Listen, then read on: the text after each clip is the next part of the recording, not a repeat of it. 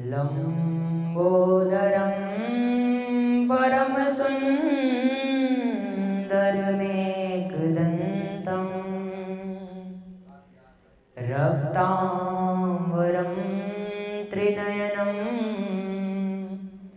परमं पवित्रम्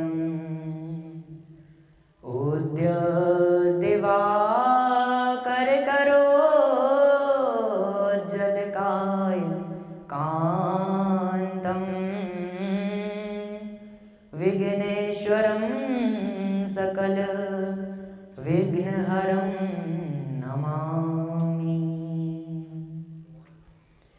नारायणं नमस्कृत्य नरं चैव नरोत्तमं देवीं सरस्वतीं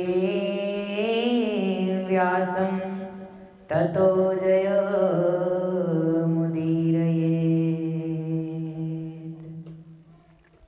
श्री सीतानाथ समारंभां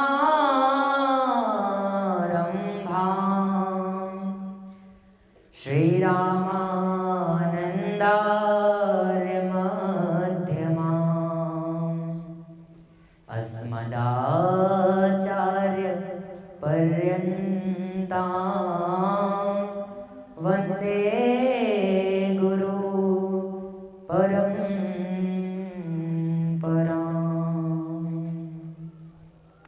बोलिए वृंदावन बिहारी लाल की जय हो।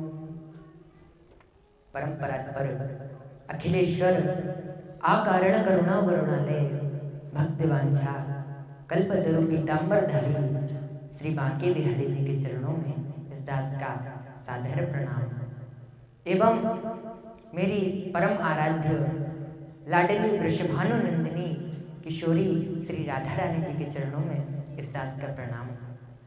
मेरे परम आराध्य श्री सतगुरुदेव भगवान के चरणों में इस दास का प्रणाम एवं ब्रज भूमि पर विराजमान सभी श्रोताओं एवं YouTube चैनल के माध्यम से इस श्रीमद् भागवत महापुराण की कथा को श्रवण कर रहे सभी भक्तों को मेरा प्यार भरा जय जय श्री राधे श्याम।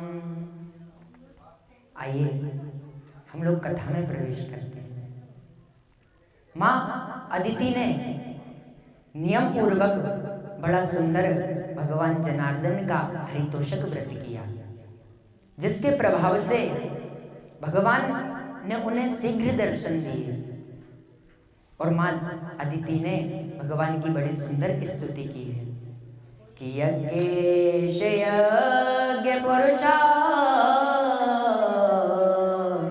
च्युत तीर्थ पाद तीर्थ श्रवः श्रवण मंगल नामधेय आपन्ने लोक वृजनो पश्मोदयाध्य शन्नः क्रदेश भगवन्नसि दीननाथ। बड़ी सुंदर भगवान की स्तुति की। भगवान ने आश्वासन दिया कि माँ आप चिंता मत करो, मैं जल्द ही आपके गर्भ से जन्म लेने वाला हूँ। और भगवान ने भाद्रपद के महीने की शुक्ल पक्ष की द्वादशी तिथि को मदिभूति के गर्भ से बटुक ब्राह्मण बन करके जन्म लिया। बोलिए बामन भगवान की जय हो। जैसे ही भगवान ने जन्म लिया, इतनी सुंदर मूर्त देख करके भगवान की सब लोग मोहित हो गए। भगवान सूर्य नारायण ने गायत्री मंत्र पवन भगवान को दिया और पृथ्वी माता ने मृग का आसन वामन भगवान को दिया। अदिति माता ने कोपिन दी और भगवान को बृहस्पति जी ने यज्ञोपवीत संस्कार किया। कुबेर जी ने भिक्षा के लिए पात्र भगवान को प्रदान किया है और ब्रह्मा जी ने प्रकट होकर के कमंडल को प्रभु को कमंडल प्रदान किया है। इसके पश्चात माता पार्वती ने भिक्षा दी और सरस्वती माता ने रुद्राक्ष की माला भगवान को प्रदान की। और अब वामन भगवान जिससे जो वन पड़ा वो वामन भगवान को प्रदान किया सभी ने। और अब वामन भगवान धीरे धीरे करके नन्हे नन्हे कदमों से राजा बलि के द्वार पर जा रहे हैं, नर्मदा के तट पर जहां राजा बलि यज्ञ कर रहे हैं। रास्ते में कुछ ब्राह्मण वामन भगवान को दिखाई दिए। वामन भगवान ने ब्राह्मणों से पूछा कि अरे राजा बलि का यज्ञ कहाँ हो रहा है, मुझे रास्ता बताओ। तो ब्राह्मणों के मन में ईर्ष्या आ गई। ब्राह्मणों ने सोचा कहीं से हमने रास्ता बता दिया तो कहीं ऐसा ना हो कि ये उनके पास चला जाए और इनकी सुंदरता पर मोहित होकर के राजा बलि इन्हें अधिक धन दे दे और ये अधिक धनवान हो जाए। तो ब्राह्मणों ने उन्हें गलत रास्ता बता दिया। वामन भगवान ने कहा कि अरे ब्राह्मणों, अरे मैं जगत को रास्ता दिखाता हूँ, तुम मुझी को गलत रास्ता बता रहे हो। भगवान राजा बलि के द्वार पर पहुंचे।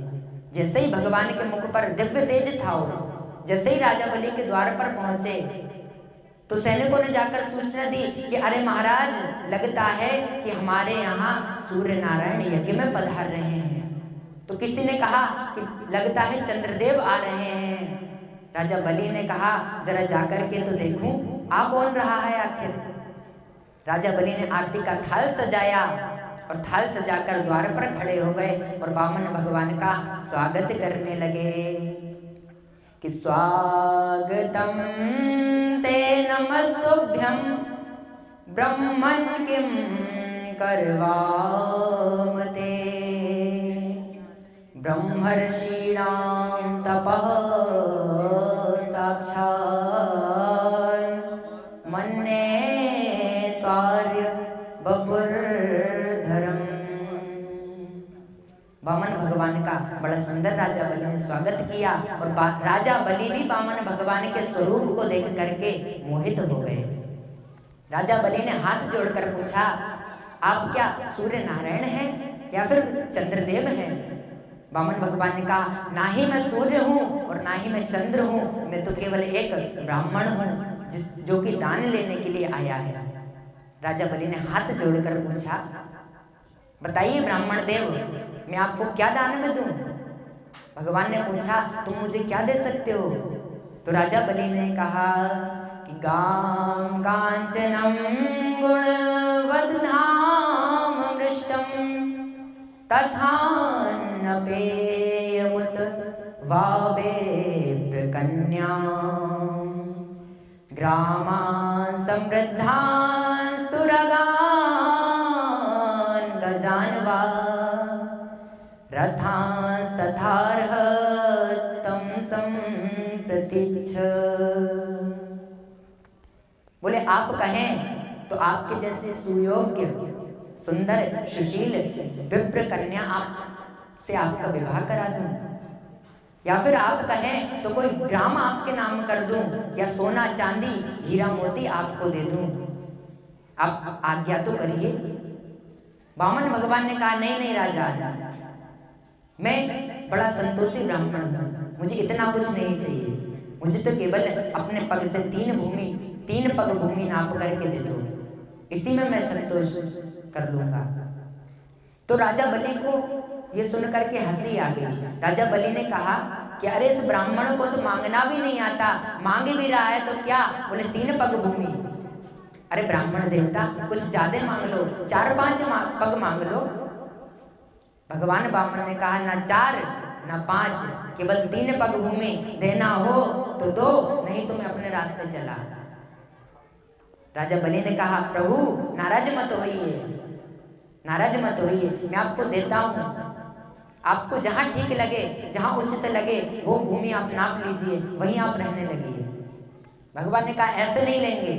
तो फिर बोले संकल्प करना पड़ेगा, बिना संकल्प के नहीं लेंगे। अब पास खड़े शुक्राचार्य जी ये सब देख रहे थे। शुक्राचार्य जी ने कहा कि ये आखिर है कौन? बहुत देर से बातें बनाने में लगा है, दाल में लगता है कुछ काला है। शुक्राचार्य जी ने तुरंत आंखें बंद करके ध्यान में जाकर के देखा तो सारा दृश्य सामने आ गया कि अरे ये कोई ब्राह्मण नहीं है, ये तो साक्षात जगत का पालनहार नारायण ब्राह्मण के रूप में आया है। शुक्राचार्य जी ने कहा केवल दाल में कुछ काला नहीं है, पूरी दाल के दाल ही काली है। तुरंत भागे भागे गए, अरे राजन रुको रुको रुको, ये क्या कर रहे हो? राजा बलि ने कहा गुरुदेव, केवल ब्राह्मण को 3 पग भूमि दान कर रहा हूं। शुक्राचार्य जी कहते हैं अरे ये कोई ब्राह्मण नहीं है, तो फिर बोले ये तो साक्षात नारायण है, तुमसे तीनों लोगों की संपत्ति छीन ले जाएगा, 2 पग में ही ये सब कुछ नाप लेगा, तीसरा पग कहां से लेकर के आओगे भूमि? ये बात सुन करके राजा बलि प्रसन्न हो जाते हैं, कहते हैं गुरुदेव मेरे तो दोनों हाथ में मोदक है, यदि ये ब्राह्मण हुआ तो दान लेकर के चला जाएगा, और यदि नारायण हुआ तो सोच करके देखिए कि हमारे कुल की कीर्ति कितनी बढ़ जाएगी कि जिसके द्वार पर बड़े से बड़ा राजा महाराजा बड़े बड़े देवता जिसके द्वार पर झोली फैला करके भीख मांगने के लिए खड़े होते हैं, और ब्रह्मादिक देवता निरंतर जिनकी स्तुतियां करते रहते हैं, वो जगत का पालनहार आज मेरे द्वार पर भिक्षा मांगने झोली फैला करके खड़ा है, और उसे मैंने कुछ नहीं दिया तो मेरी कीर्ति नष्ट हो जाएगी, मेरे कुल की कीर्ति नष्ट हो जाएगी। सब कहेंगे कि राजा बलि 3 लोगों का अधिपति होने के पश्चात भी एक ब्राह्मण को 3 पग भूमि नहीं दे सका। गुरुदेव मैंने तो निश्चय कर लिया है, 3 पग भूमि तो मैं देकर रहूंगा, क्योंकि गोविंद मेरे सामने खड़े हैं, अब तो जो होगा देखा जाएगा। शुक्राचार्य जी ने श्राप दे दिया कि राजन तुमने अपने गुरु की आज्ञा की अवहेलना की है, जाओ मैं तुम्हें श्राप देता हूं, तुम श्री से हीन हो जाओ, लक्ष्मी से हीन हो जाओ। राजा बलि ने कहा गुरुदेव आपका श्राप मुझे श्रोधार्य है, मुझे स्वीकार्य है। क्यों? क्योंकि लक्ष्मी तो पहले से ही नारायण की है, मेरे पास कहाँ टिकने वाली है, वो पहले से ही नारायण की है। भगवान वामन ने कहा संकल्प करो राजन। जैसे ही राजा ने जल का पात्र मंगवाया, शुक्राचार्य जी ने कहा कि ऐसे नहीं मानेगा, ये जानता नहीं है कि ये नारायण छल करने आया है, हम असुरों का शत्रु है, ये देवताओं का हितैषी है, छल करने आया है, सब कुछ ले जाएगा। तुरंत शुक्राचार्य जी ने छोटा सा सूक्ष्म रूप धारण किया और उस कमंडल के छिद्र में जाकर के बैठ गए। न जल निकलेगा न संकल्प होगा। अब जैसे ही राजा बलि ने जल निकालने का प्रयत्न किया तो महाराज जल तो निकले ही नहीं, क्योंकि अंदर शुक्राचार्य जी बैठे हैं। भगवान ने देखा कि अरे लेने वाला कोई और है, देने वाला कोई और है, और ये बाबा जी वैसे ही जबरदस्ती टांग अड़ा रहे हैं बीच में। अरे भाई दे कोई और रहा है, ले कोई और रहा है, बाबा को बीच में आने की क्या जरूरत है इनको? हाँ, इनका क्या बिगड़ रहा है? वामन भगवान ने कहा ऐसे नहीं सुधरेंगे ये।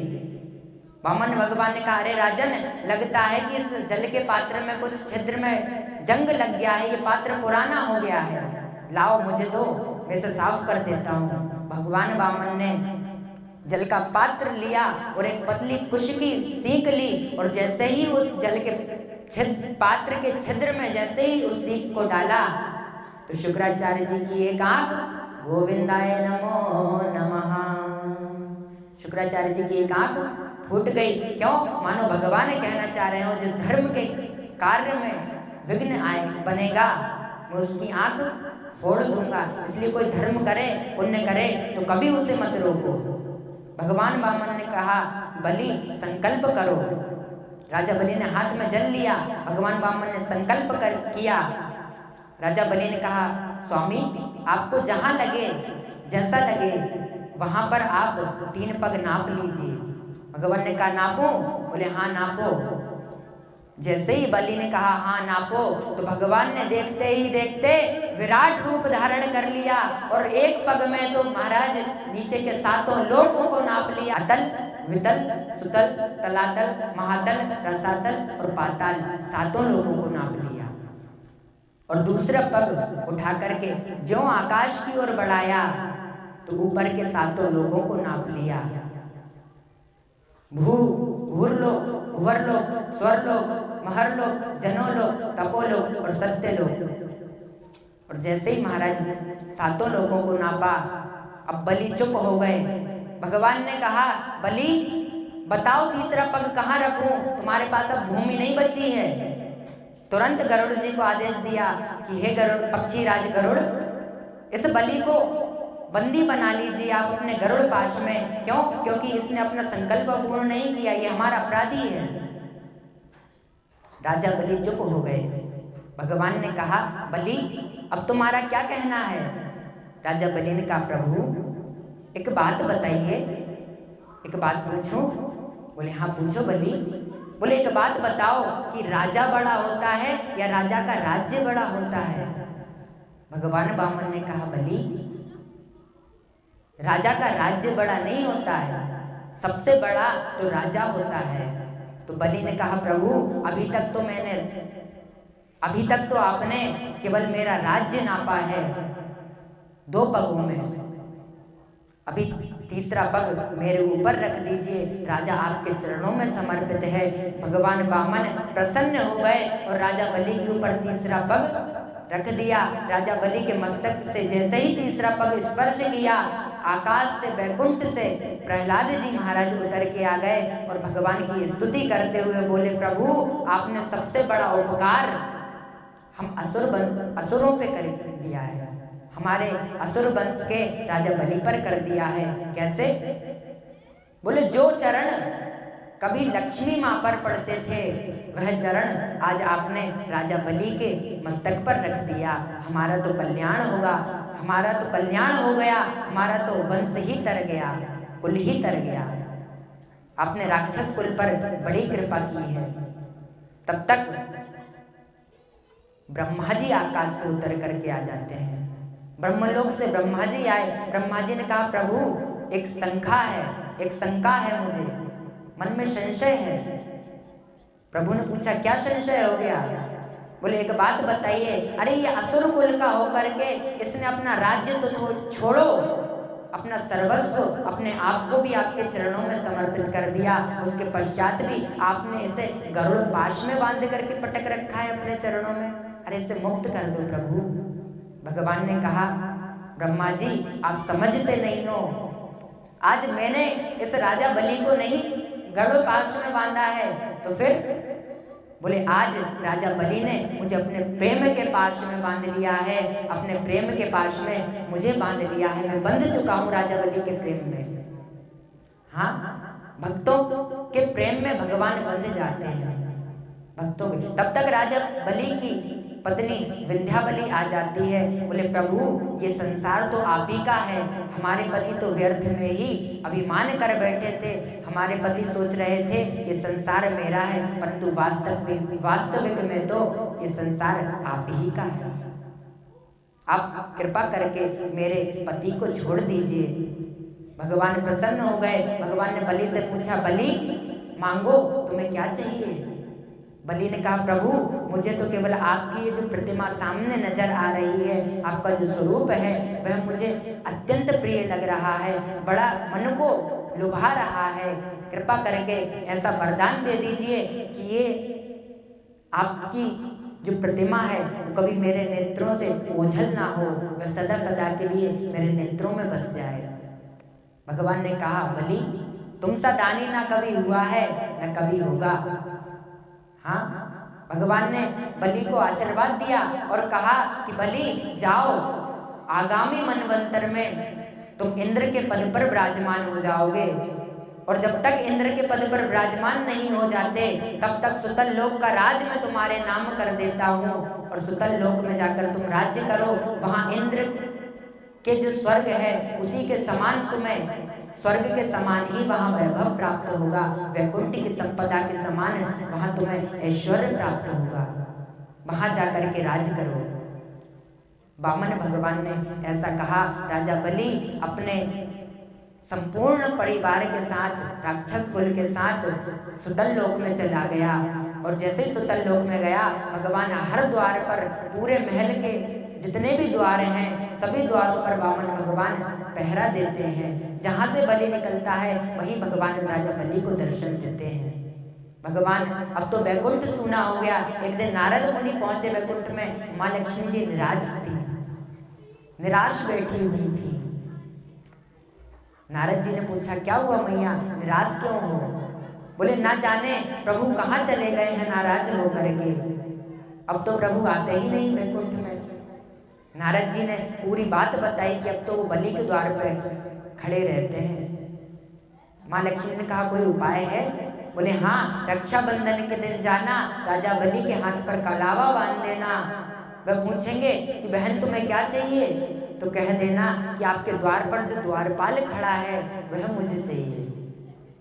माँ लक्ष्मी ने ऐसा ही किया, राजा बलि के हाथ पर कलावा बांधा, रक्षा सूत्र बांधा। राजा बलि ने पूछा क्या चाहिए तुम्हें? बोले आपके द्वार पर जो द्वारपाल बन करके खड़े रहते हैं मुझे तो वो दे दो। राजा बलि ने कहा आप साधारण नहीं हो सकती हो, आप हो कौन? कौन हो आप? मुझे कृपा कर दर्शन दीजिए। माँ लक्ष्मी ने अपने स्वरूप का दर्शन कराया और माँ लक्ष्मी को वामन भगवान राजा बलि ने प्रदान कर दिए और वामन भगवान को लेकर के माँ लक्ष्मी अपने वैकुंठ धाम में पुनः पहुंच गई। बोली वामन भगवान की जय हो। बंधुओं, यदि इस दास की ये अबोध वक्तव्य इस दास का यदि पसंद आया हो, अच्छा लगा हो, तो इस दास को लाइक अवश्य कीजिएगा। बोले जय जय श्री राधेश्याम।